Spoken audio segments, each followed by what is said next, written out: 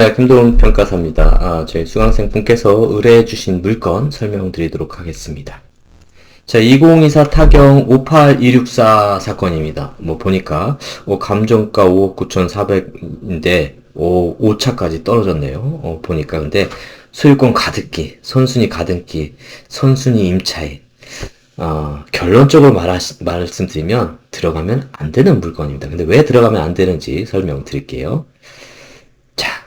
보시면 평가 가격 이런 거 설명 안 드릴게요. 이거 급하게 쭉 들어가셔서, 강제 경매이고, 지금 여기에 이제 대법원 공고에서 있습니다.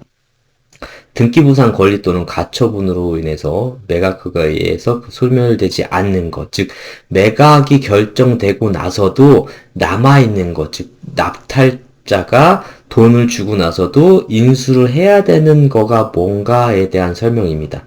자, 1번, 7번 소유권 이전 청구권 가등기가 말소되지 않고 매수인이 인수해야 함. 그게 뭐가 문제야? 어떻게 설명드릴게요. 만약 가등기 된 매매계약이 완결될 경우에는 매수인이 소유권을 상실하게 된다. 즉, 낙찰받고 나서 앞서 있었던 매매계약 완결이 완료가 되면 내 소유권은 사라진다라는 얘기입니다. 그래서 그 다음에 또 매수인이 대항할 수 있는 을구의 5번 임차권 등기도 전액 변제되지 않으면 매수인이 인수해야 된다. 그러니까 위에 가등기 말소권 이게 없다라고 하면은 보증금이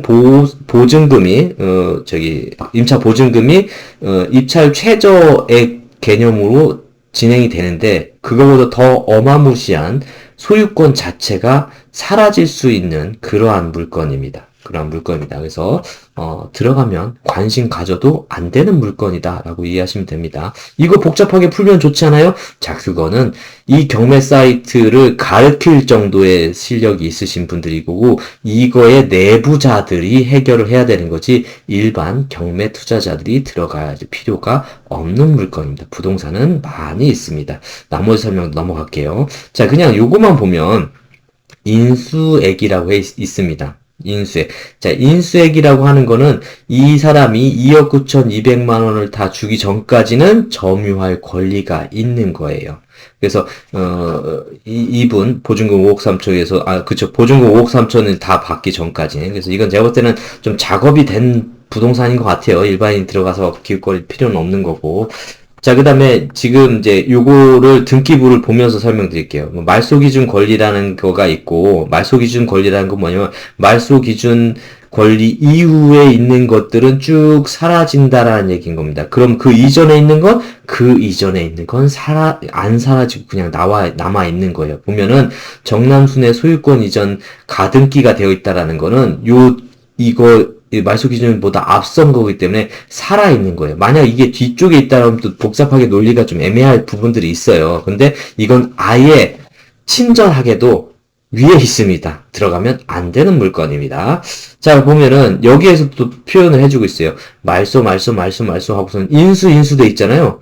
아까 지금 이게 이제 그 말소 기준보다 이전에 전입한 임차인이기 때문에 이 임차인은 5억 3천만 원 다 받을 때까지 못 나가요. 안 나가요. 그럼 지금 여기서 분석한 건 뭐냐면 지금, 최저 입찰금 2억 4,300만 원으로 입찰했을 때의 분석표일 겁니다. 2억 4,300만 원으로 내가 낙찰을 받았다라고 했을 때 2억 4,300만 원 중에 요거는 먼저 빠져나가고 요거 빠져나가고 요거 빠져나가고 요거 빠져나가고 요거 빠져나간다는 거고요. 그 다음에 이 사람이 5억 3천만 원 받을 권리 중에 2억 3,700 이거 나갔으니까 나머지 2억 9,200만 원은 낙찰 받은 사람이 인수를 해야 된다는 얘기입니다. 그 다음에 나머지들은 말소 기준 권리보다 뒤에 있는 거기 때문에 5천만 원이든 1억이든 상관없이 다 사라지는 건데 요 두 가지는 남아 있다. 그러면 이 부동산을 소유권 가등기 말고라고 했을 때는 얼마가 되냐? 5억 3천이 내가 최소로 들어가는 돈이라고 생각합니다. 이거보다 더 싸게는 낙찰 못 받는다라고 생각하시면 돼요. 5억 3천만 원인데 감정가액은 5억 9,400만 원이죠. 이거는 솔직히 제가 볼 때는 많이 작업이 들어간 부동산이에요. 일반인들이 들어갈 수 있는 게 아니고. 그럼 이거 왜 작업이 왜 들어갔어요? 결국은 이거 부동산을 지은 사람이 대출을 털기 위한 작업이다라고 이해하시면 됩니다. 고난이도 그렇게 된 부동산이라고 생각하시면 돼요. 자, 그럼 이제 등기부부터 보겠습니다. 이거는 평가서를 볼 것도 아니고요. 등기부부터 볼게요.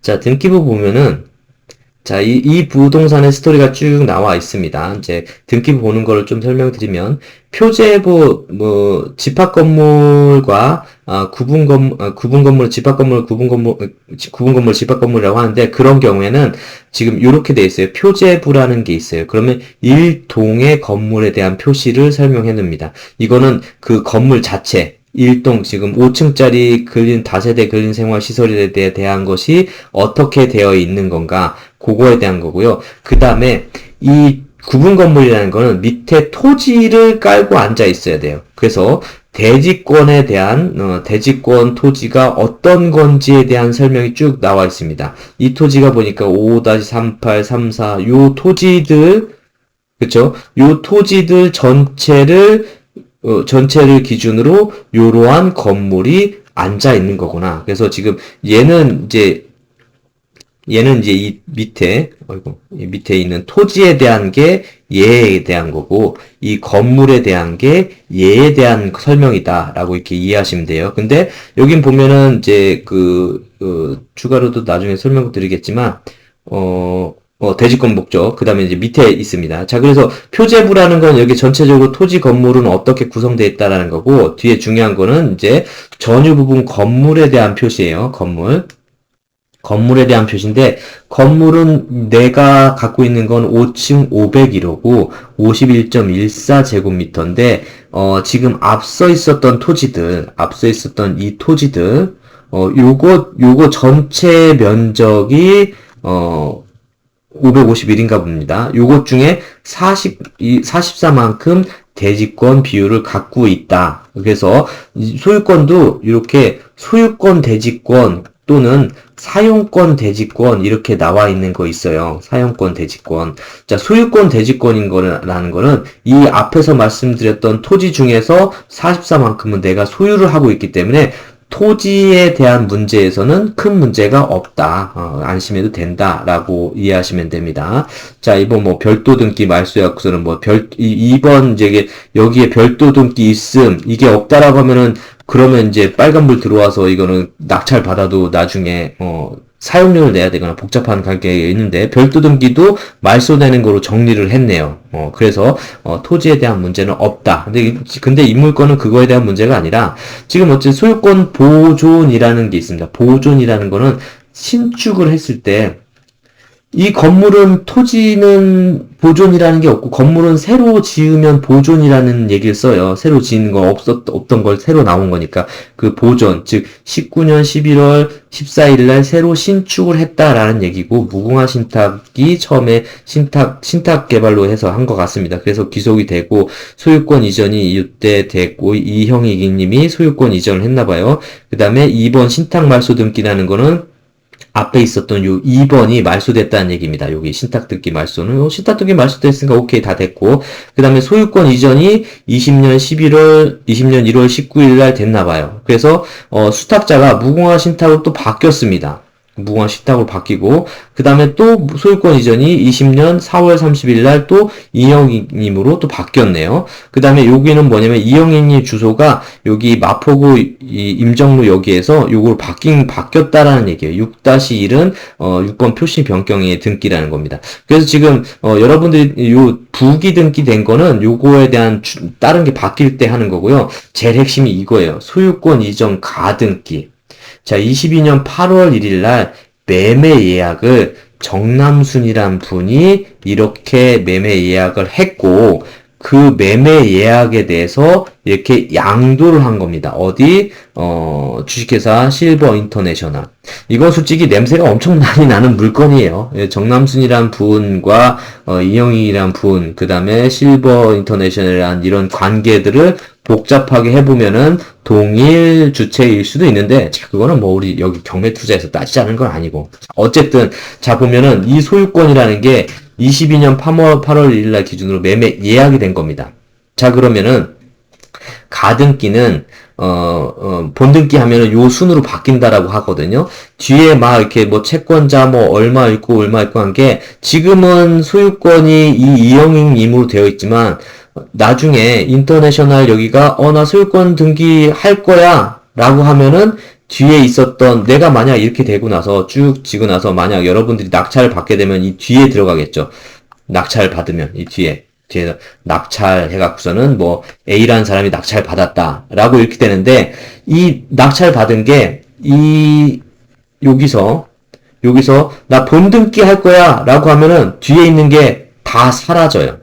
다 사라져요. 등기법에서 나오는 개념인 건데 다 사라집니다. 그래서 이거는 내가 앞서 말한 임차권 가격을 5억 3천을 주고 낙찰을 받는다고 하더라도 내 소유권은 사라질 수 있는 거다. 즉 이런 거는 보지도 말고 듣지도 말아야 되는 물건이다. 물론 근데 우리가 이런 것도 알아야지 여러분들 위험을 피해 나가죠. 그래서 이렇게 선순위 가등기 있는 물건은 그냥 이건 패스. 가격 판단도 필요 없습니다. 패스. 내가 아무리 뭐 이걸 1억에 낙찰 받는다고 하더라도 소유자가 내 본등기 할 거야 그러면 날아가는 그런 물건이기 때문에 요거는 이제 여러분들이 보시지 않아야 될 아주 어찌 보면은 저희 공부 학습적으로는 매우 우수한 사례입니다. 그래서 이런 부분들은 패스해야 된다는 물건이다라고 이해하시면 될 것 같습니다.